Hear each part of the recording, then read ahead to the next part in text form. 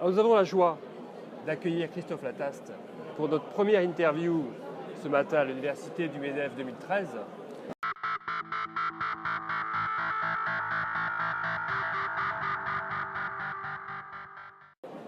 Christophe Lataste, votre parcours, on ne peut que le qualifier d'atypique. Alors, c'est pas fréquent de rencontrer un décideur qui est passé d'informatique au pâté connu, Lougascoun. Dans la région, c'est quand même une référence. D'ailleurs, tous les adolescents, quand ils parlaient de pâté, parlaient de Lougascoun. Et ensuite, de passer au gaz, à l'énergie. Alors, Christophe Lataste, bon, une fois qu'on a dit ça, on a tout dit et rien dit en même temps. Je crois que la meilleure personne pour parler de votre parcours, c'est encore vous-même. Alors, est-ce que vous pouvez nous en dire quelques mots? Merci de m'accueillir. Effectivement, j'ai commencé ma carrière professionnelle dans un grand groupe, IBM, du temps où l'usine d'IBM était à Canet-Jean, a été remplacée après par Solectron. Après, j'ai quitté Bordeaux, malheureusement. Ça a été une de mes motivations, on va en revenir, pour aller à Paris, dans une tour infernale à la Défense, à IBM Europe. Et au bout de quelques années, au bout de 6-7 ans, j'ai pas eu envie de continuer à mener cette vie, en fait, de grand groupe, et j'ai eu envie de voler de mes propres ailes. D'où la recherche dans ma région d'origine, puisque je suis du Sud-Ouest. Un retour aux racines quand même. Voilà, retour aux racines. Et aussi volonté double d'avoir son propre outil économique, de pouvoir le piloter et de pouvoir s'intégrer économiquement dans sa région. C'est-à-dire de pouvoir, dès le début, dès la reprise de Lougascoun, m'impliquer à l'extérieur de mon entreprise, au sein de ma région. Et pourtant, ça s'est arrêté, Lougascoun. Pourtant, ça s'est arrêté, et c'est peut-être le sujet dont on va parler dans l'atelier de 11h15. Je crois que le chef d'entreprise, quand il a un projet, quand ce n'est pas son bébé, je n'ai pas créé Lougascoun, j'ai racheté cette entreprise-là. Ça avait une origine familiale, cette entreprise avait été créée par ma grand-mère. Donc c'était une de mes tantes qui en avait hérité, et moi je l'ai racheté donc à la seconde génération, à ma tante. Donc l'origine était familiale, mais ce n'était pas mon bébé. Et mon projet n'était pas de la léguer à mes enfants, de patrimonialiser là-dessus. Mon projet était de lui faire franchir une marche à cette entreprise. Et moi en même temps de franchir une marche.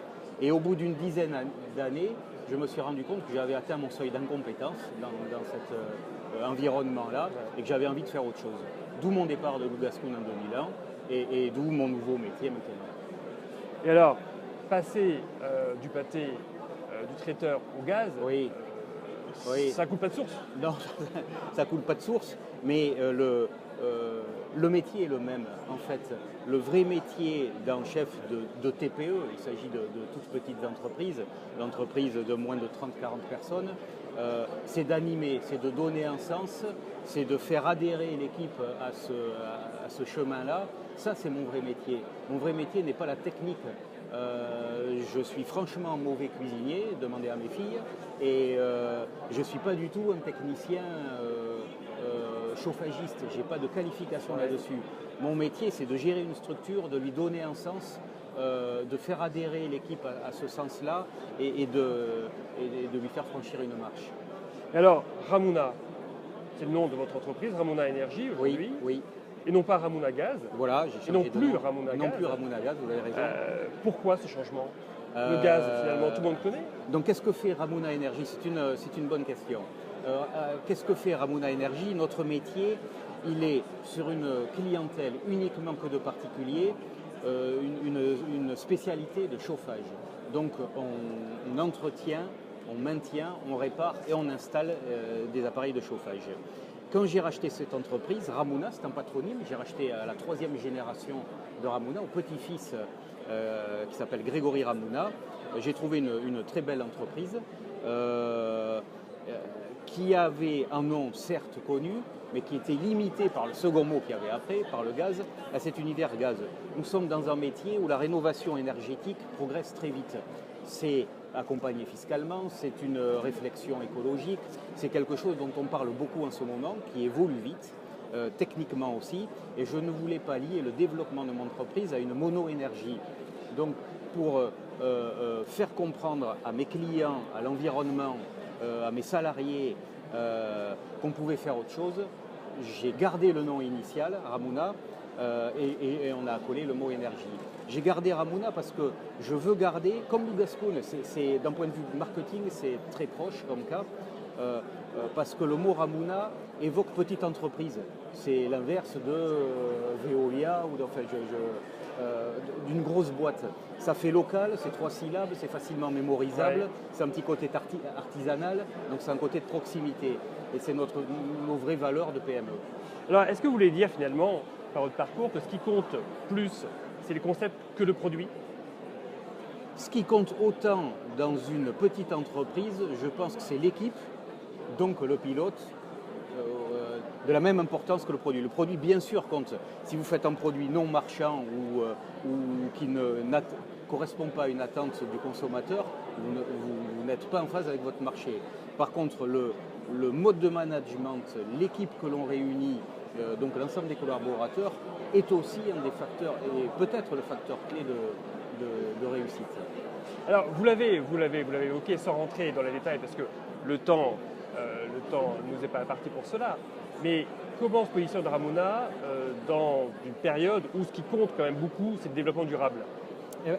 C'est exactement ça. Notre métier, c'est d'essayer de faire économiser de l'énergie aux particuliers, au client final. Donc comment on le fait? En réglant et en vérifiant la machine tous les ans. Donc ça, c'est la partie entretien. La partie entretien, elle est obligatoire. 2, elle est surtout importante justement pour le réglage de la machine. Il y a aussi d'une façon importante les réglages de sécurité, les vérifications de conformité et de sécurité. Le deuxième volet sur lequel on agit pour réduire cette consommation énergétique, c'est toute la partie conseil. Il y a des choses très fréquentes que l'on voit chez un client particulier et qui ne sont pas mis en application. Des choses très simples, isoler des tuyaux, voilà. Donc on a une mission de réglage, de bon fonctionnement de la machine en fonction de ses capacités nominales, et on a une fonction de conseil pour améliorer cette consommation énergétique, pour la réduire. Alors ce matin, donc, vous allez intervenir pour parler du changement, changer d'entrepreneur pour changer d'entreprise. Oui. Vous allez nous dire quoi? Je vais répondre aux questions qu'on va me poser. Oui, c'est bien. C'est bien. Non, je vais vous raconter un peu cette histoire-là un peu différemment, mais de dire qu'une petite entreprise est toujours fortement marquée par son dirigeant. Un gros groupe aussi, mais moins, c'est beaucoup plus diffusé dans beaucoup plus de personnes. Une petite équipe de 20 à 50 personnes est marquée par celui qui tire la charrette. Et à un moment donné, l'environnement évoluant très vite. Si la personne tire pendant 30 ans, est-elle toujours en adéquation avec et son équipe, son marché, son environnement? Je ne suis pas toujours sûr de ça. Et ce que je vais expliquer dans ce petit atelier, c'est qu'il faut peut-être découpler la vision purement patrimoniale de l'entreprise de sa vision managériale. Il y a un moment donné où du 109, y compris dans le management, fait franchir à l'entreprise une nouvelle marche, une nouvelle aventure. Vous en êtes un exemple vivant, c'est votre parcours. C'est mon parcours. Vous avez parlé de votre parcours. Exactement, parce qu'on ne parle bien que de ce qu'on connaît. Et en plus, j'ai cette chance, c'est un luxe de pouvoir choisir sa vie professionnelle. C'est une chance, quand on l'a, il faut y croquer à pleines dents. Alors, l'année dernière, lorsque j'interrogeais des personnes à votre place, on était dans une situation de crise qui s'installait, oui. Une période difficile. Oui. Octobre 2013, c'est aujourd'hui. Oui. Vous voyez les 12 prochains mois comment? Alors, je ne qualifierais pas comme vous la crise, parce que la crise, elle est récurrente depuis au moins 1973. Moi, quand j'ai été étudiant, on commençait à me parler de crise. Le choc pétrolier. On parlait des chocs, oui. Voilà, mais le choc, c'était une crise. Le club de Rome après, enfin bon. Donc, c'est vieux. Donc, je crois qu'il faut commencer à se dire, et plusieurs le disent déjà, y compris Marc Lévy, qui est intervenu ce matin, la crise, on est plutôt dans un changement de cycle long que dans une crise courte. Donc on est dans une crise qui est structurelle, donc ce n'est plus une crise conjoncturelle. Donc moi je la vois comme une formidable opportunité parce que le monde s'étant complexifié, les solutions à amener sont plus nombreuses. Environnement complexe, réponse complexe à amener. Donc c'est une formidable chance parce qu'on peut avoir plein d'imagination, plein d'innovation. Les voies de sortie sont beaucoup plus nombreuses. Donc à nous d'imaginer ces voies de sortie. Donc si je vous comprends bien, il ne faut pas attendre le changement, il faut le créer. Exactement. Parfait. Eh bien, je vous remercie beaucoup, Merci M. à Latas, vous. d'être venu Merci ce de m'avoir matin. reçu.